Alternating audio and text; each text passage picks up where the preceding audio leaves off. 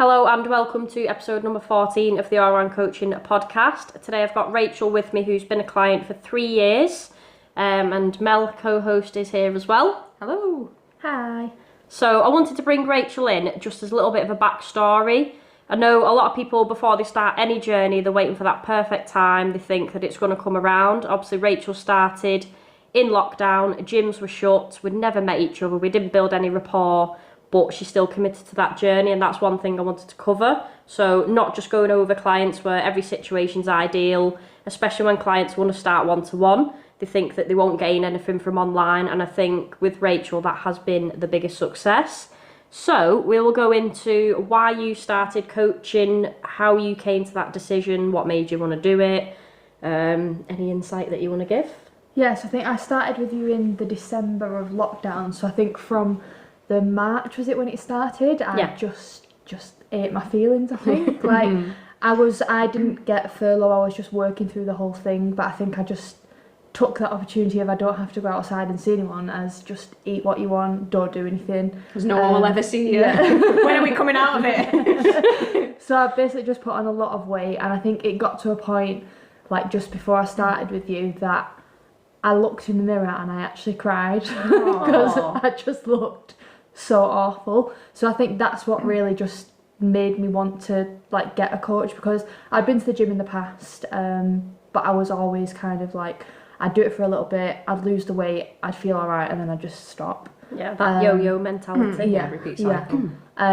So starting with you, I think like that was just the catalyst really to like what I've done so far, and I feel like I've come a long way, and I've not got to that point again where I think, I can't be arsed. Like, I've just been consistent ever since I started with you. Yeah. How did you find Claire? No, I think you're very similar to me. We're both a little bit awkward in a way, aren't we? So like at first, like when I did start my sessions with you, I feel like the conversation was a little bit like, but I could tell that you're a really nice person. I think that's why I chose you as well. So like when I was in the gym, when it was open, I saw you coaching other people, and you were having a laugh all the time. I could hear you laughing, and I thought, oh, she looks nice. And I followed you on Instagram, saw some really good transformations, so I thought that we'd be a really good fit. But yeah, you're lovely, aren't you? Oh, thanks. And I'll agree with that. I think when you have like that as well, but when you have that consultation, like I'm not a shy person in a lot of senses, but I probably come across a little bit awkward. Like, I'll go off vibes with people, and I think the consultation's nerve-wracking for both of us. Like, I've done it 4 years, and I still get nervous for new people. So to me, obviously another awkward person, it probably felt like pulling teeth, but we did bond, and obviously the communication was there, and that's what I like. It didn't feel hard to talk to you, and obviously when after that consultation and the gym was shut again, we had to do everything online, so you could have just said, you know what, I'm going to wait until the gyms have open, which I think a lot of people actually did, and you never hear off them or see them again. But for you, did it matter that the gyms were shut? No, I think obviously at first I was like, oh my god, I've just paid all this money and I'm not going to be able to go to the gym, like what am I going to do? But obviously, like speaking to you, we just spoke about like workouts I could do at home, get my steps in with my nutrition. And I was at a point where I just thought, like, I will literally do anything to change how I look. So I just stayed accountable. I made sure that I got all the boxes ticked, and I made really good progress, like, throughout lockdown without a gym. So I was really impressed with that. So I'm just trying to figure out, this is just me being a little bit numb, no doubt, but from a timeline perspective, did you see Claire in the gym first, then get in touch, or was it lockdown and then you got in touch with Claire? No, I was going to the gym and I saw Claire first, and then I got in touch after that. Yeah. Mm-hmm. But then I guess the majority, how long were you in lockdown for that point? Was it a couple of months? I think, didn't we? So it was basically like we had our consultation, and I think we had one session. Yeah. And then it was lockdown. But it was December 2020, so when did we officially leave lockdown? 2020, Jesus. I think we got back out of that one in like end of January, February. A month. But there were still like restrictions, but that obviously but that time frame was still quite a while. Well, we've talked about it previously, haven't we? Yeah. Like them first few months are quite, they're not pivotal, but they are really important. And obviously for yourself to kind of commit to that, A, in December for starters, is incredible. Yeah. And B, like during the middle of, you know, a worldwide crisis is pretty impressive. And to then obviously build that rapport with Claire, like online, when you've not got that luxury of being able to sit physically see someone. Like it's testament to yourself and obviously to Claire in terms of keeping you on the straight and narrow. Keeping me sane. Yeah, because like building rapport online is harder, but it isn't impossible. You can still do it, and it is that communication. So for people that would want online, it's still communicating with the coach, not like obviously Rachel would always check in, and it was weekly at that point just to keep people accountable.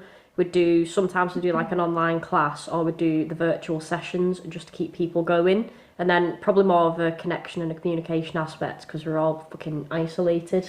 Yeah. Couldn't speak or see anyone, and I never agree with that anyway. Like it's not healthy. No. So it was nice, like for me, to have clients that I enjoyed talking to and having we had little walks when we were allowed. But no, I think the fact that Rachel didn't wait till January, she didn't wait till gyms were open, and she didn't wait for that perfect time. It was just starting, and now you've come leaps and bounds. Like I don't know, it's a really big thing. How did you find the difference now? Like obviously the lockdown was lifted. Like how did you find the difference now? You could actually start training in the gym yourself rather than obviously your own accountability would have already been there then. Yeah, I found that loads better, but I think with me, like if I have a bit of time out from the gym, I think I did get a lot of like gym anxiety at the start, and I think when I was in my sessions with you I was fine, but when I was going on my own I was like, oh my god, like I'm so scared, like what are people going to think of me, and like realistically no one actually looks at you. But I think that was the only thing, but I definitely preferred a lot more being in that gym environment and be able to, because I hate home workouts, like just not ideal, not for me. Yeah, it's not for everyone. Like especially with home, I'd always say like your environment, your home's your home and a gym's a gym. Like separating that and actually getting into a gym for some structure and routine. And sometimes it's people's hour away from the house, or if they've got kids or a partner that's annoying. So it's that time away. Steady on. Starts disappearing off the gym more often than not, I know why. Where's Claire? Not seen her in 3 days. But no, it's good, and I think a lot of people, like everyone, including myself, like that gym anxiety doesn't really leave. If I go to a new gym, like I still shit myself, and I've trained for years. Like that's absolutely normal, and I think that's probably one thing that's come up on each podcast. Like people are just shit scared to go in the gym, and obviously I have got people starting now.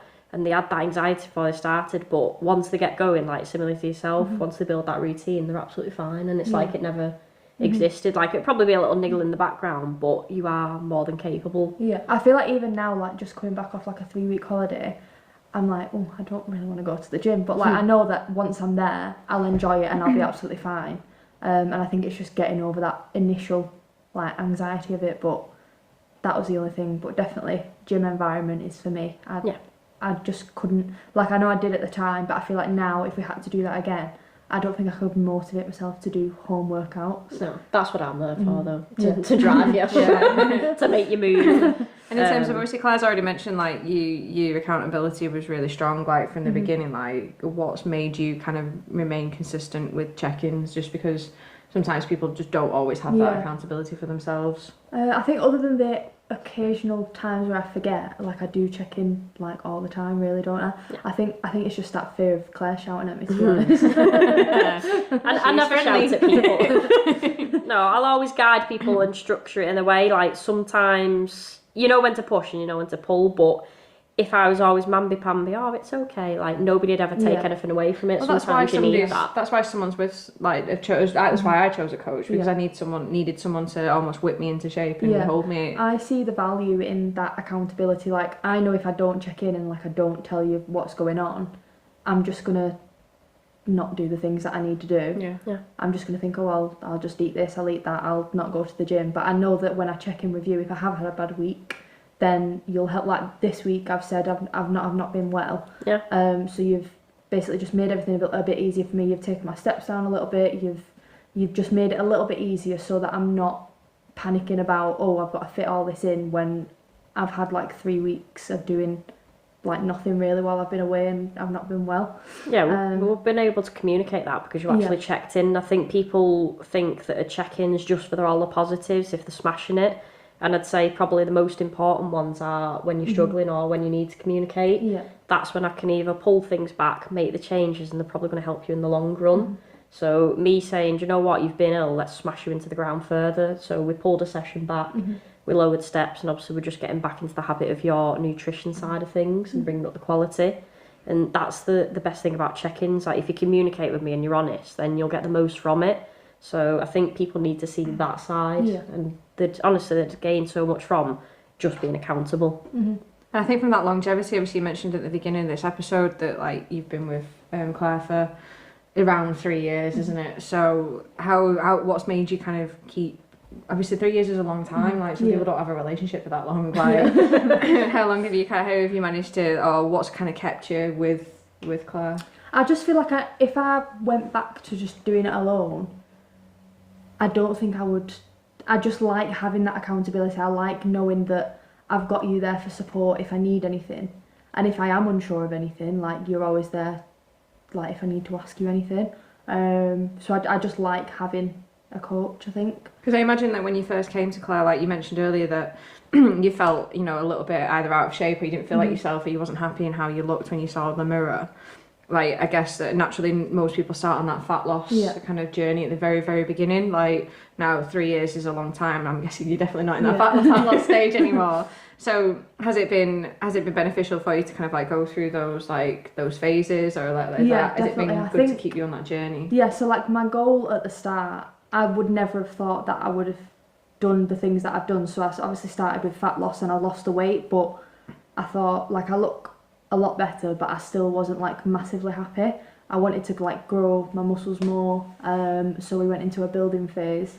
That was, I feel like for the most part that was fine, but like towards the end of it I did feel like I was just getting a bit fat. Right. It can get uncomfortable, but I think what people need to recognise with it is body recomposition. It's not just, oh, if I lose fat I'm going to look shredded, and I think you have to build the foundation underneath, and it does take a long time. I think that was probably my fault more than anything, because the last 2 months of that building phase I've got a gluten intolerance and I just started smashing the gluten like pizza, and it just made me look a lot more bloated than I would usually. So I think that just added to that. Yeah, like my body image just wasn't great at the time.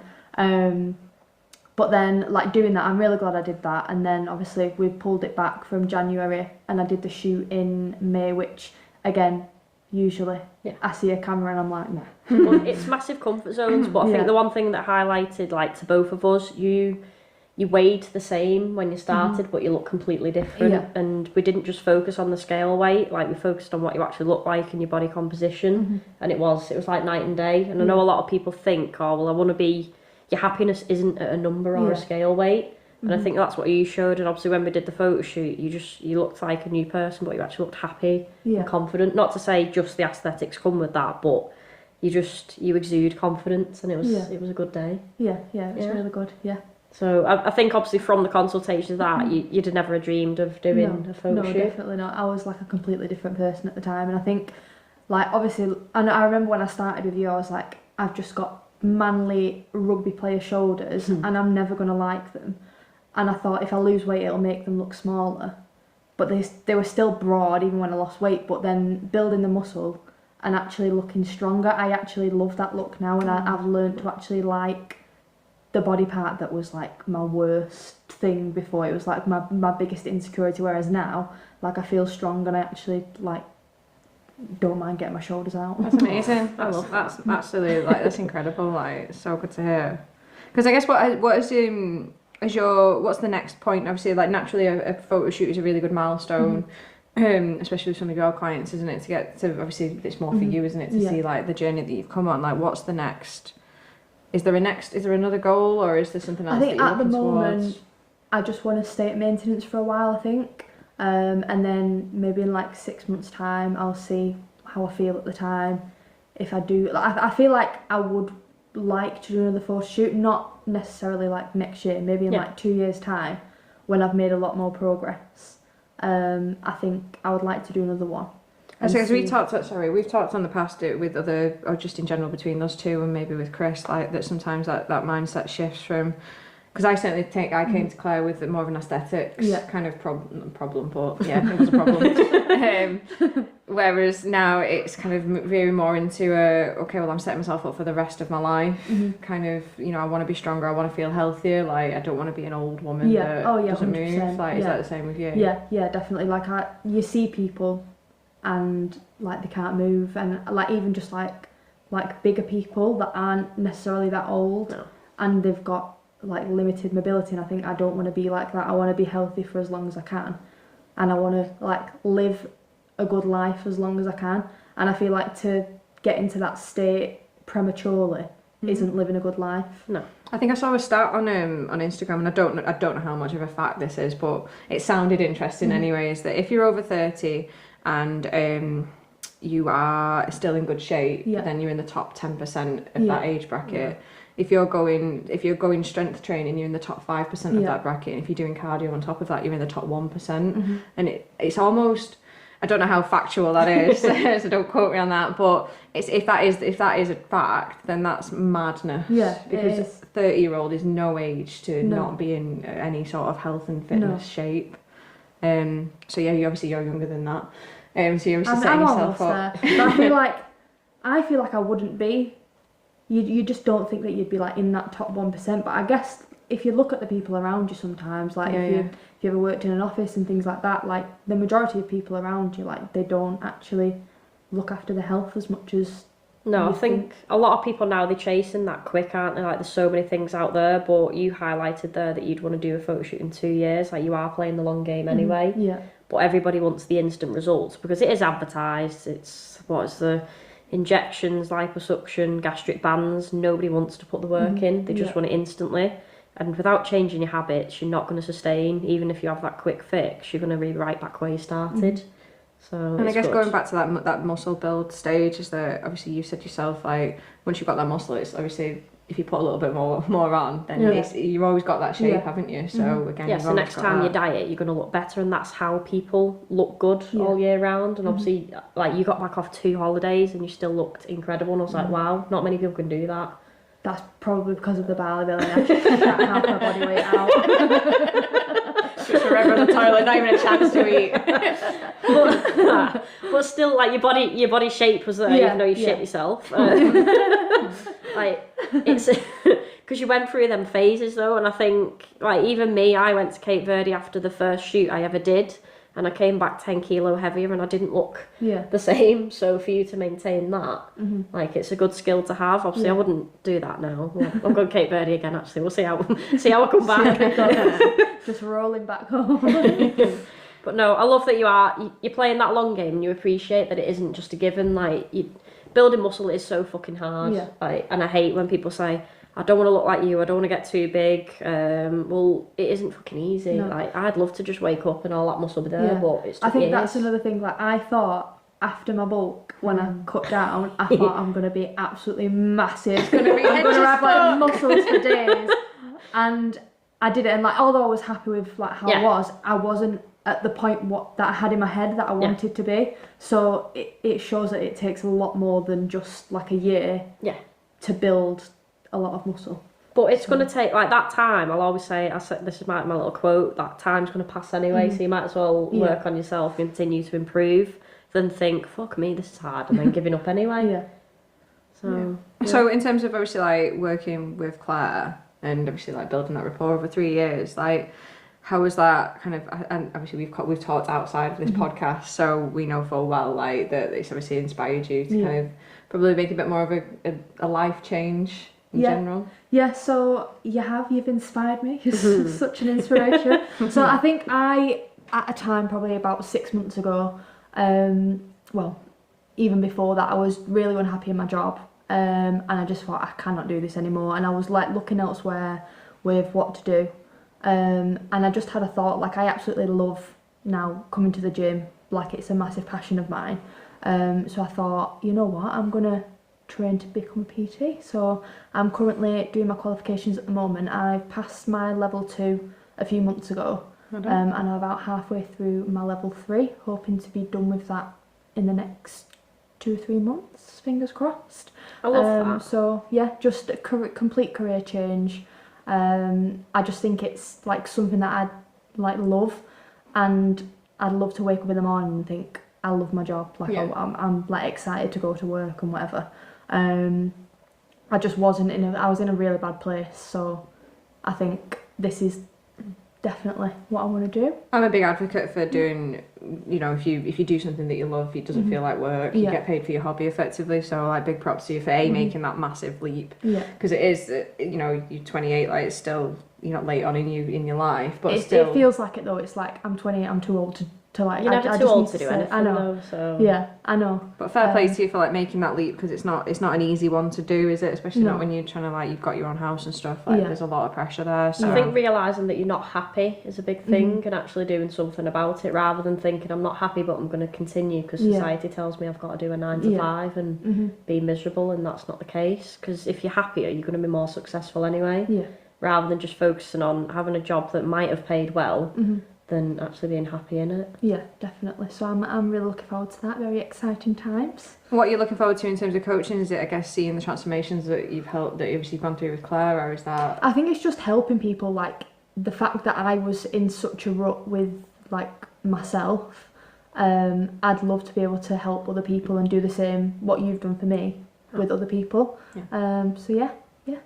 Oh, that's exciting. I do. It's probably similar to why I started, because I started like obviously training and I loved it and what I got from it, and I thought it'd be nice to give other people that, minus all the bullshit that a lot of coaches and PTs would feed people. Like I've made them mistakes anyway, so I'll teach you guys not to.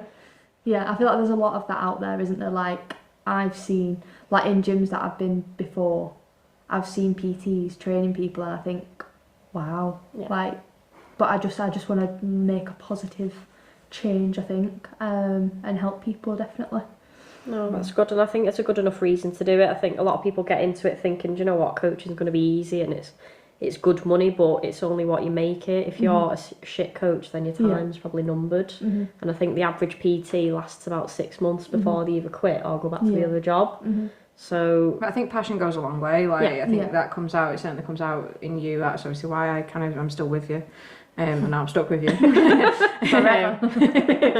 But I think passion goes a long way just in general. So if you can do something that you love doing, that you're really, really passionate about, like I think it's like a magnet for people. Like if you can see someone's really, really, really passionate about what they do, like you want to be around that person all the time. So if you love what you're doing and you're excited about it, then there's no reason why you wouldn't succeed. Yeah.